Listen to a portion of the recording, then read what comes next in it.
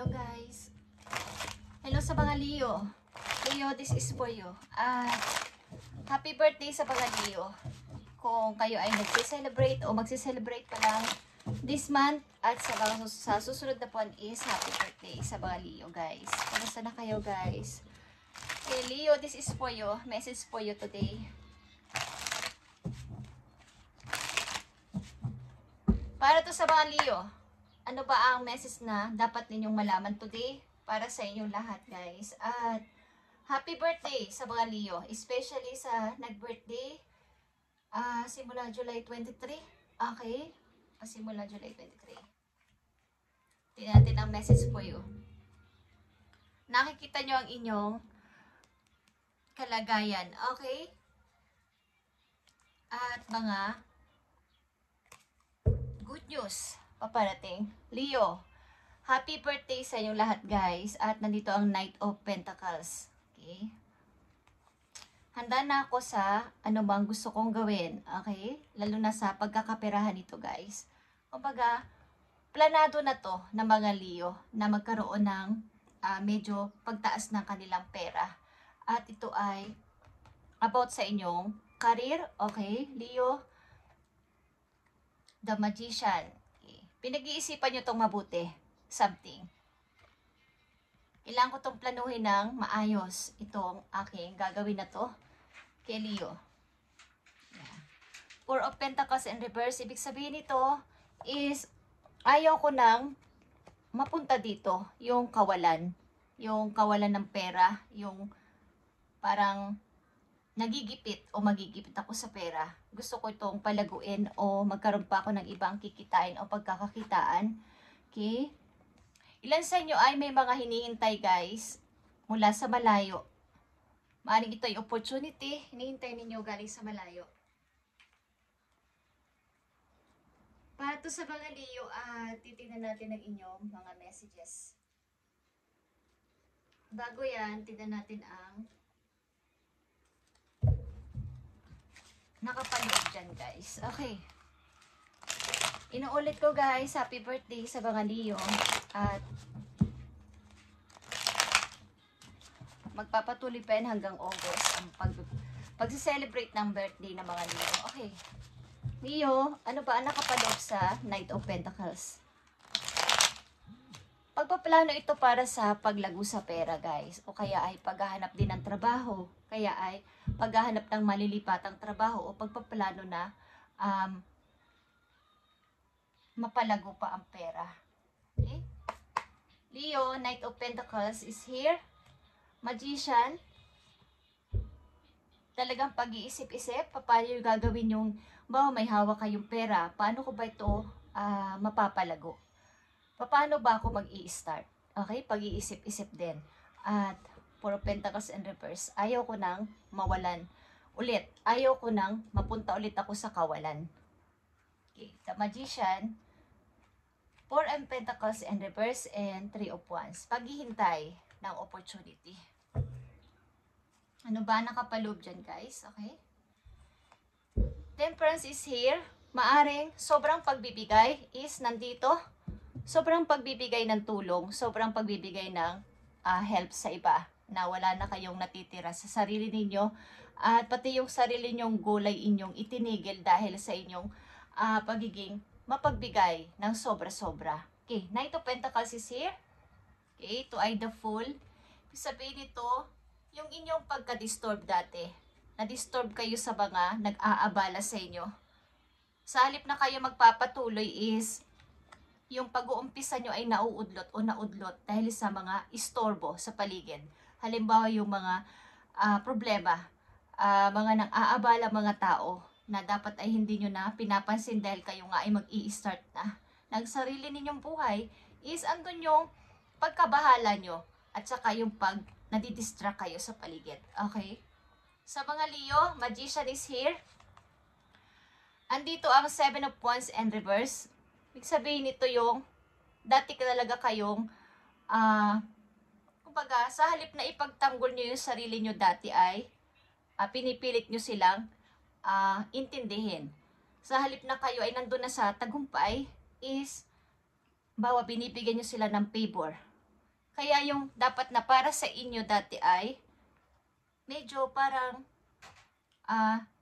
andyan na yung opportunity pero pinaligtas nyo pa dahil sa mga taong ito na umabag-abag sa inyo na baka magalit sila sa akin ng tuluyan pag hindi ko sila pinahiram, baka magalit sila ng tuluyan kung hindi ko sila ipagtanggol, kung hindi ko sila pansinin dahil andito na ako sa taas, nandito na ako, nagtatagumpay na ako, pero kung sila ay patuloy kong hindi papansinin, baka magalit sila sa akin. Ang daming disturb sa inyong buhay dati, marami nang aabala, maraming ayaw kayong pataasin o maaaring mga biglaang problema ang dumarating. Okay, Four of Pentacles in reverse is nandito ang Eight of Pentacles in reverse. Kawalan ng ipon, okay? Biglang nawala yung inyong malaking ipon. Sa halip na kayo ay sisikap na magtrabaho ng napakahabang oras, example, at nag-o-overtime pa kayo, may iba't iba pa kayong trabahong ginagawa bukod sa main ninyong job is, parang biglang bumaba sa Four of Pentacles ang Eight of Pentacles ninyo. Okay? Biglang naglaho. Okay, guys? Three of Wands and reverse. Okay. Three of Wands dito is paghihintay. Something. Maaaring ito ay Ten of Cups and reverse. Ibig sabihin nito, maaaring ang hinihintay nyo dito ay hindi opportunity. Paghihintay pa rin sa taong inyong minahal, sa taong inyong nakasama sa buhay, sa bahay, maaaring pamilya. Nihintay ninyo na someday, magkita-kita ulit kami. Okay? Leo, andito na yung time ng pagbangon ulit. Okay, ito yung pagbangon ulit sa mga Leo na nandito sa reading. Naiisipan nyo nang wag na magpadalos-dalos at wag na magpa-disturb sa mga taong nandiyan sa paligid nyo. Kasi kayo din ang naiisip nyo na kawawa din kayo sa bandang huli. At maaaring ang mga Leo na nandito sa reading ay nagkahiwalay o nahiwalay na sa asawa at mga anak. At someday, hinihintay nyo pa rin ang inyong family para magbalik o magkasama kayong lahat. Okay guys, tingnan natin ang message pa po yun. Para sa mga Leo ito na nandito sa reading, nabibigyan mo ng message today. At sa mga nag-celebrate na o magsi-celebrate pala ng kailang birthday, ngayon po na to at sa susunod pang buwan, tingnan natin ang message po yun. Leo, maaaring ito man ay paalala or mensahe. I need 3 messages for you. Thank you, Spirit. Para sa mga Leo, andito ang truth o judgment. Okay. Tama-tama na pagdidesisyon at pagharap na sa bago talagang i-start sa inyong buhay. Kung sino bang kayo mga Leo na nandito is yung pagkilala na sa, pagtingin na sa tama. Yung pagtalikod na sa tapos na at pagharap na sa bagong door ng bubuksan ninyo at naka-ready na yan for you, Leo, to open na lang. I-open mo na lang ang bago mong papasimulan sa buhay para mag-start ka na ng bago. Okay, sa mga Leo na nandito. At positive movement forward, magpatuloy sa buhay. After mo makalabas dito sa door na to, magpatuloy sa buhay papunta sa yung energy, sa yung light, ito sa sun na to, okay? Para sa liwanag, para sa bago talagang pag-i-start. Ito ay paglalayag o pagta-travel, nag-i-indicates din to ng pagta-travel ninyo, Leo, papunta sa ibang lugar. At emotional withdrawal is here. Iwasan ninyo na ang inyong emotion ay madrain. Ang iwasan ninyo ng inyong emotion ay masyado kayong malungkot. Okay, iwasan ninyo to guys at i-release ninyo lahat ng inyong nararamdaman na mga lungkot sa inyong puso. Kailangan na itong i-cleansing nyo na o mailabas nyo na to lahat-lahat. Huwag kayo magpatuloy dito na nakalugmok sa ganyan na nadadala sa emotion. Okay. Tingnan natin, Leo, pa message po yun dito sa financial and career ninyo sa mga Leo na nandito sa reading. Tingnan natin, guys. Maaring mga naudlot na pangarap is ipagpapatuloy ninyo sa mga Leo na nandito at maaring ilan sa inyo ay halimbawa yung pagpapagawa ng bahay. Pagbili ng ganito na naudlot-udlot is gusto nyo ulit i-start or re-start. Guys, sa mga Leo na nandito sa reading, sa inyong financial and sa inyong career, Tingnan natin. Nandito ang health. Okay, nandito ang health. Consider career in the medical field such as massage therapy or any healing work. Okay. Ilan sa inyo ay nakalinya sa pagmamassage, something na therapy, massage therapy o sa mga medical, may kinalaman sa medical field o sa loob ng hospital. Ang linya ng mga Leo na nandito sa reading, doon sila nababagay o doon kayo nababagay o doon yung magandang dapat ninyong i-train pa para kayo ay lumaki pa ang pagkakakitaan. Some situation requiring resolution will be resolved and healed. Ibig sabihin, sa pamamagitan din ng inyong gagawin na to sa ibang tao, pagpapagaling sa kanila, pagmamasahe sa kanila, meron din itong balik sa inyo na kayo din ay mahihiling ng tuloy-tuloy sa inyong puso. Okay? It's time to replenish your energy and fully recharge for what's next. Okay, nandito yan, guys, sa Magician. Yung pag-iisip ng buong plano talaga bago nyo i-start ang lahat ninyong papasimulan, sapagkat dati meron kayo mga ikinukonsider kaya ayaw ninyo itong gawin, itong plano na to, itong pangarap nyo na to. Kaya lang is napuntaran lang din sa wala dahil ang mga tao na ito na inyong sinuportahan maybe ay hindi rin naman kayo sinamahan hanggang huli at iniwan kayo sa ere. So, maaaring ilan sa inyo nandito o karamihan sa inyo ay nakalinya sa paggagamot o kaya ay sa something na therapy, massage therapy o sa medical. May kinalaman sa medical field or sa hospital. Okay, guys. Na mga katulong din kayo sa ibang tao para sila ay maghilom. Hindi lang kasi nakakapaghilom ng yung sakit ng katawan ang pagmamassage sa isang tao. Pati ito ay nagre-recharge ng energy din, guys, sapagkat ito ay ginagamitan ng kamay. Okay, nandoon yung energy ng isang taong nagmamassage sa isang tao. Dumadaloy doon yung inyong love, ang inyong pag-care sa pamagitan ng pagmamasas ninyo sa isang sa taong inyong minamasahe is andun yung love, andun yung pag-adikain ninyo na mapagamot siya o mapagaling siya. Okay? So, sa gagawin nyo yon, pati kayo ay tuloy-tuloy na maghihilom ang puso. Kung ano man ang inyong pinagdaanan sa buhay na mahirap, doon din yun, makakatulong din ito sa inyo. Okay? Sa mga Leo na nandito sa reading, tingnan natin ang message sa inyo na inyong mga guardian angels, guys. At happy birthday. Kahit paulit-ulit ako, okay? Tingnan natin ang message sa inyo ng inyong mga guardian angels sa mga Leo na nandito sa reading. Guys, nakikita nyo ba ang new beginning? Okay.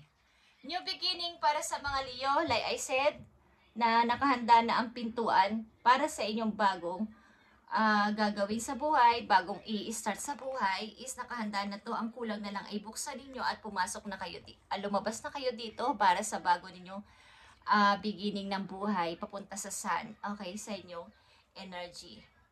You are the beginning of the wonderful journey, Leo.